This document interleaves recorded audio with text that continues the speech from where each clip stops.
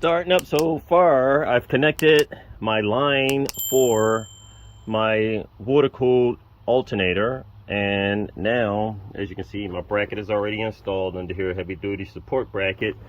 The auxiliary water pump is centered nice, not touching anything around, and it's supported real nice, which is great. So it's got clearance all the way around, nothing's touching. That is good. So the next step, what I'm doing is I'm preparing to still install a lot of the accessories, and I want to start wiring up the car. So my belts, they line up, my belt pulleys all line up perfectly. So next step, I'm going to hook up my direct injector pump. Okay, I already pre-lubed inside, that's why you can see it nice and shiny, and I have lubrication also on the piston that goes inside this slot and rides up against the camshaft lobe. So I'm about to install that. I already prepared my hardware for my direct injection pump. As you can see, upgraded to stronger bolts, and I'm going to do the same for here. This on most cars is aluminum. I'm sorry, this on most cars is plastic. They changed it to plastic. I still like the heavy duty aluminum construction, especially if you're in a high performance application, something rugged and a lot of endurance. The plastic definitely tends to get brittle, crack, and break.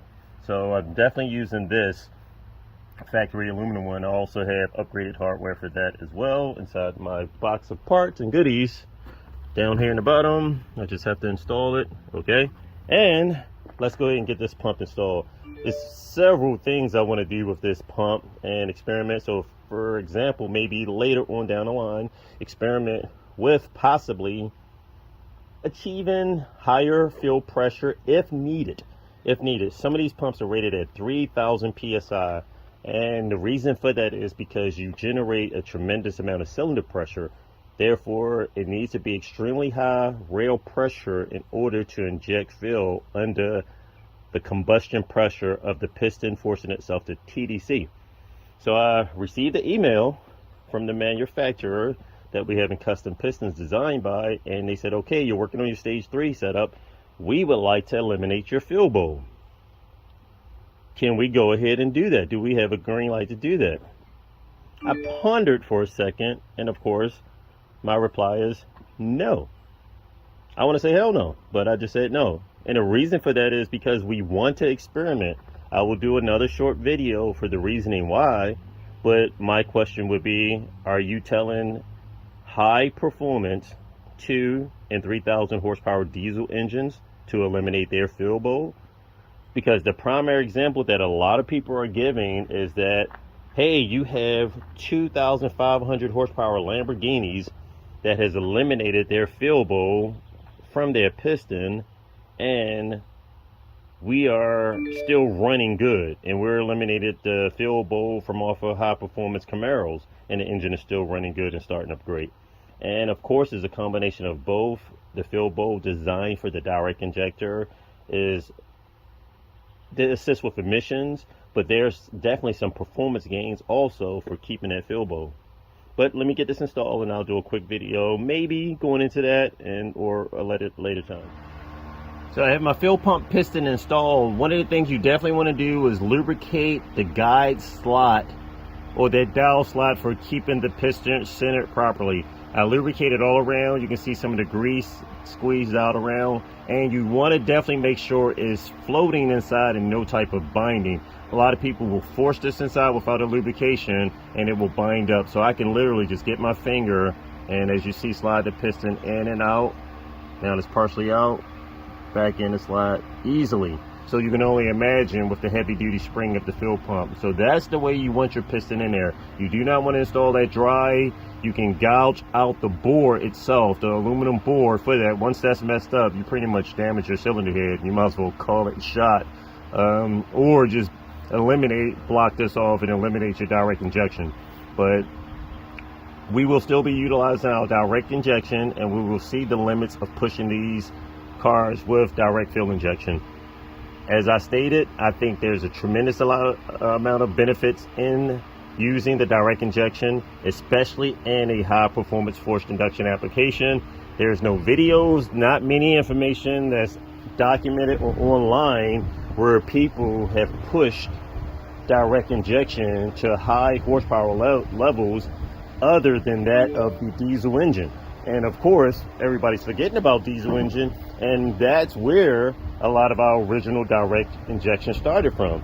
And I had diesel Volkswagen. This is a diesel right here. So direct injection, I'm used to seeing all the composite builds up that's inside the intake manifolds and everything. I've taken diesel intakes off. A lot of people that's had diesel engines, and it's all gunked up inside.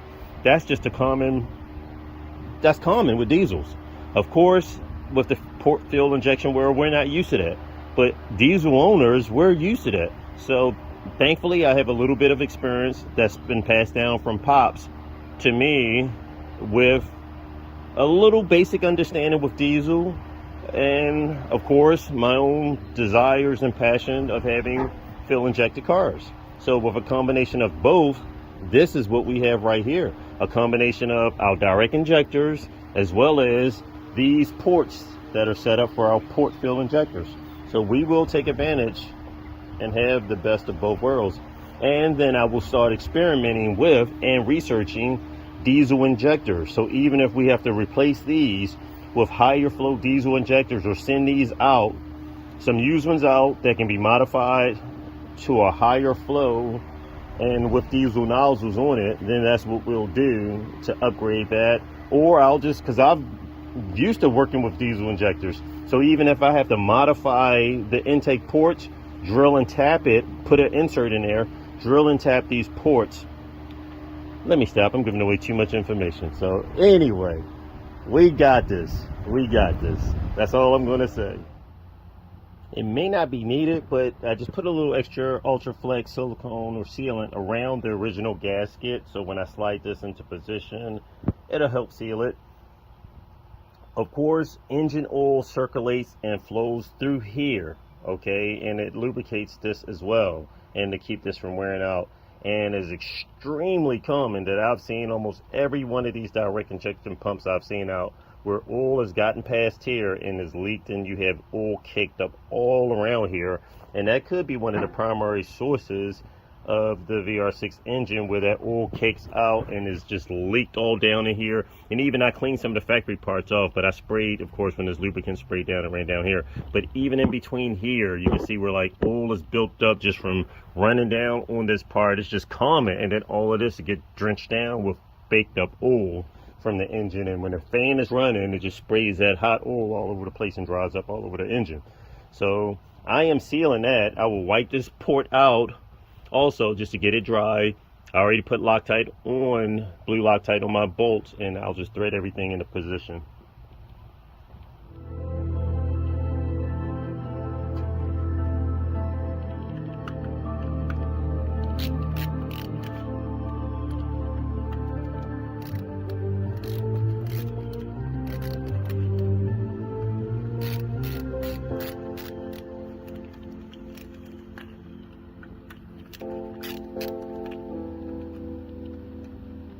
Evenly drawing the high pressure fill pump into position.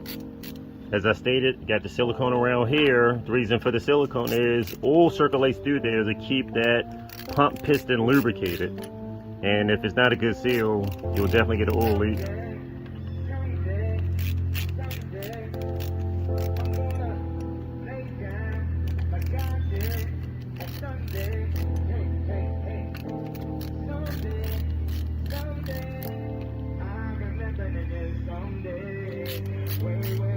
Dedication to Pop. We doing this for Pop. He wanted to see these cars put some numbers on the board. We doing this shit.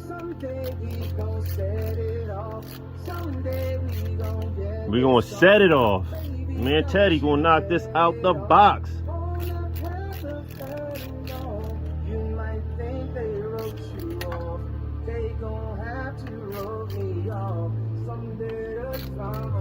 I ain't write you off, Pop.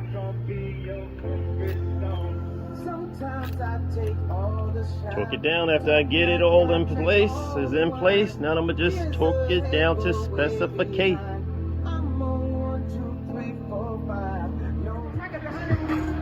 One of the advantages is it's already have the high pressure sensors on there.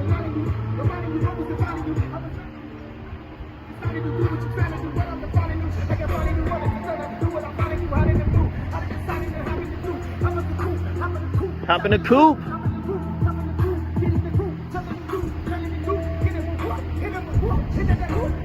Jump in the coupe and hit them with whoop. They're gonna be like, what the heck is homie running? It's definitely VR6 the way that thing sound. Yeah, they did come with 3.2 liter VR6s, and that is a beast. But this is a little icing on the cake because it's the 3.6 direct G.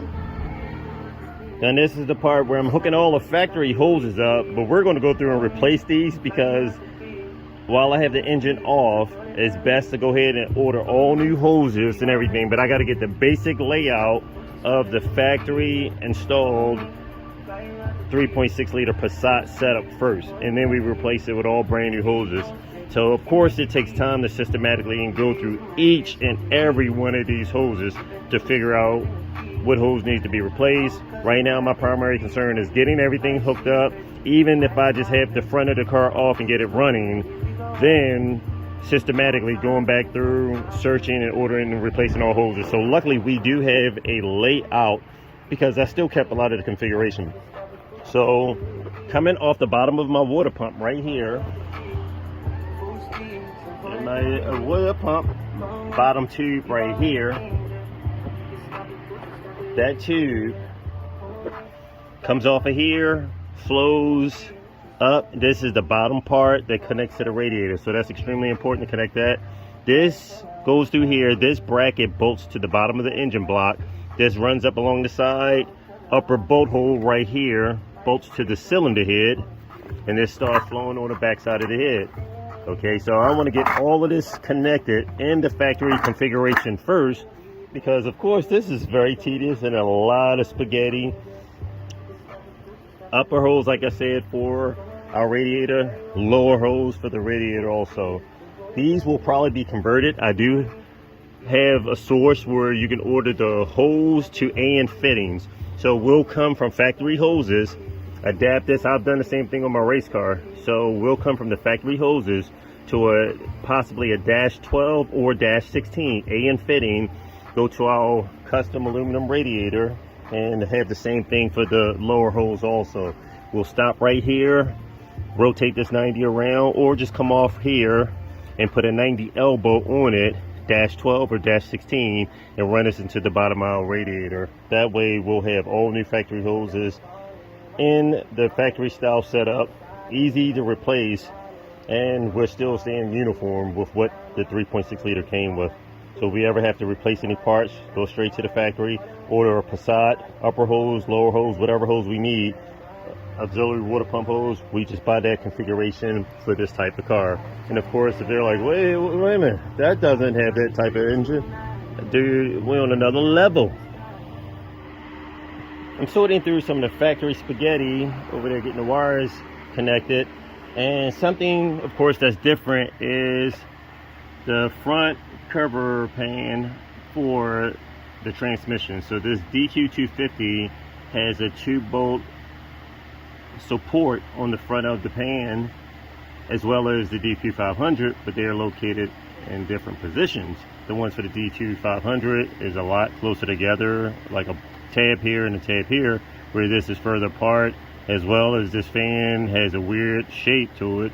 So what I'm going to do, I went and got some aluminum stock, because it's lightweight and this is relatively thick, so it'll be lightweight and it'll support. And you can see the factory DQ transmission tabs are a little bit closer. So I'm gonna cut the flat stock down the length of this bracket right here. I will bolt my aluminum flat stock here, so that way the bracket doesn't shift. It'll have 2 tabs that's securing it because it's definitely long enough. And then I'll use this top bolt to connect right here, and then my bottom flange will come down further. I'll have the other bolt right here drilled through to support my flange, that way to keep it straight. And then the last part, or nut, I'm saying bolt, but the last nut will come down and I will run a bolt through that. So I'm going to use this original tab, put a nut right here, to secure my bracket, and then on the bottom I'll run a bolt with a nylock nut all the way through, so that way this bracket will still have pretty good support and still lightweight into the factory location. Sorting through some of the spaghetti and connecting my wires and my hoses for the 3.6 liter. And for example, this DQ500, I'm going to fabricate a bracket to support the bracket where the wiring trough goes through. So for example, this has a 2-bolt tab sticking out of the front pan, but on the DQ500 is a lot closer. So the 250 is spaced apart a lot further, as well as the pan has a weird shape to it. So what I'm going to do, I bought some flat stock aluminum, which is relatively lightweight and it's thick. So that way I'm going to cut this flat stock the length of this bracket, and then I'm going to connect and run my flat stock on first. I'll have 2 holes drilled through it to support my bracket, run my nut through this top support tab right here. I have a nut on this to support my bracket, and that way my bracket will not shift. And then at the very bottom part of the bracket, I'll run a bolt with a nylock nut on it to keep that into position, and then put another nut on the front part of this. So let's cut it up and get it rocking. I ended up using some steel flat stock instead of my aluminum, because as you can see, the holes are offset. So this aluminum, of course, is thinner, and I wouldn't have enough material for getting the proper offset that I need. Of course, the best thing is eventually we just look on eBay, come across the original little support bracket right here for a DQ500 transmission. But for the time being, and just for support and wiring it up until we just come across it, then I'm going to use this. And like I said, it only takes a few minutes just to fabricate a bracket just to support this. I'll have the bracket into the original location like I said. I'll use this as a support for the top tab. The bottom piece will have a bolt running through it with a nylock nut just to hold the bolt in position from spinning. Or of course, if I want to waste my time and get the welder out and tack weld the back of the nut and then shave it down, or it's too much work for all of that. There's only a bracket, and like I said before, we'll just go ahead and order an original bracket for a DQ500 transmission eventually. But right now, main thing is getting all the wiring and everything configured and into position. I have the bracket fabricated, tapered it all just to look a little more uniform, even though you're not going to see it buried up in here. It's just, I guess sometimes I get a little too meticulous, but either way, it fits in position. I'll install this bracket right here. As I stated before, I'll run a bolt through the bottom piece. Damn. I tapered the bracket up, so what I'm going to do now is I'm putting a light sand on it, so that way when I paint it, again, painting the hair to it a lot better. So I tapered the bottom of the bracket out also, as you can see, so that the head of the bolt doesn't touch the pan itself. I have the bracket for this that I fabricate drying up right now, just so I just tighten this up into position so I can start running my other wires. Right now I'm tightening up my alternator wire. Normally the factory on the starter and the alternator, a lot of times they just have the nut itself up against the battery terminal, and in most applications I've found them still tight. So, but I suffice to use this time a flat washer as well as a spring washer or locking washer also, to kind of keep it into position, so that way any type of harmonics, high vibration or anything, it'll still stay in position. So I did the same thing for the starter as well. So up under the starter, well, I have everything positioned over here, but here I've done the same thing. As you can see, flat washer as well as the spring washer into position, just for extra security.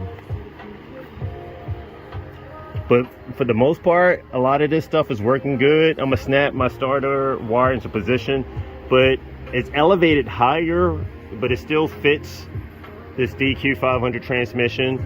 This bracket right here, of course, the cannon plug would have been for the DQ5 250. It doesn't fit, but we do have a HTG plug and play harness for the controller, the HTG controller that we ordered. So it goes to show, with this positioned up a lot higher, this plug would have been too tight to fit down there. I would have had to rerun my wires. Other than that, I'm not really worried. I'll just cover this up, block it off somehow, and just go ahead and connect my wiring that I'm using. But this will still be pretty much almost in place if we ever got stuck into a crunch or wanted to squeeze back to a DQ250, which I doubt it, seriously. But you never know. Okay, other little small nitpicky tedious things that I have to do, but it's very important. This is my original alternator wiring and which fixed that. So the cable that, or the connector that excites the alternator is a little short, and this is a little long. So I could either cut back this so that I have the extra slack to run it, but with this heavy gauge wire, you don't want to stretch this little small wire to this connector, and the wires is very thin gauge. You can break that and have problems exciting the alternator.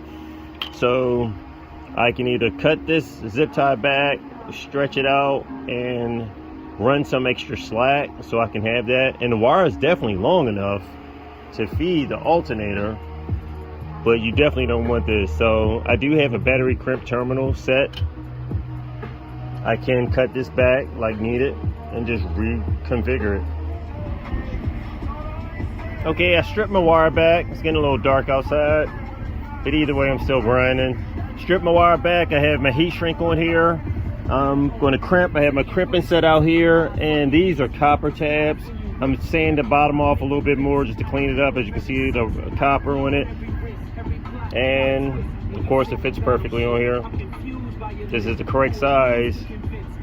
So I'll slide this over, crimp it in position, and then use the heat gun to seal my heat shrink into position. Okay, I'm still grinding at it. I have my heat shrink on my cable already, stripped it back to the right distance.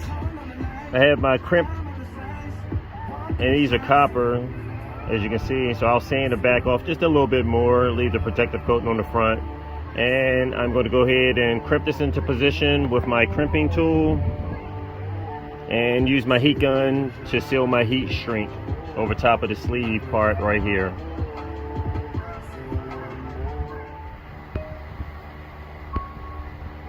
Okay, I doubled up on my heat shrink. As you can see, I already have my connector or terminal end crimped into position. I just sanded a little bit off on the end, the copper, just for a little better conductivity. Now I'll put a teeny bit of battery terminal grease on there just for any oxidation. But now I'm going to go ahead and use my heat gun and shrink my shrink wrap so that way it can protect part of the sleeve, and that way nothing will bounce up against it and possibly short anything out. And then of course you have the cap that goes over this nut right here. This is the tedious part. So I found the connector that has a 90 on it that works perfectly for what I need. So the original factory connector, as you can see, the way it was positioned, you can see the offset of it. That offset would have placed it sticking out far like that, but it wouldn't give me the angle or sticking up like this. So with it sticking up like this, this is how it was originally crimped on here, snapped in place. It blocked part of my access to my post for my alternator, which was not good. And of course, if I rotate it down, then it takes away the length for the cable. So this worked out perfectly. This particular connector right here is used, bingo, similar for the AC compressor. So this AC compressor has a nice little turn on it, and that works out perfectly. But now the thing is, I have to rotate my hose all the way over here from my AC compressor, okay?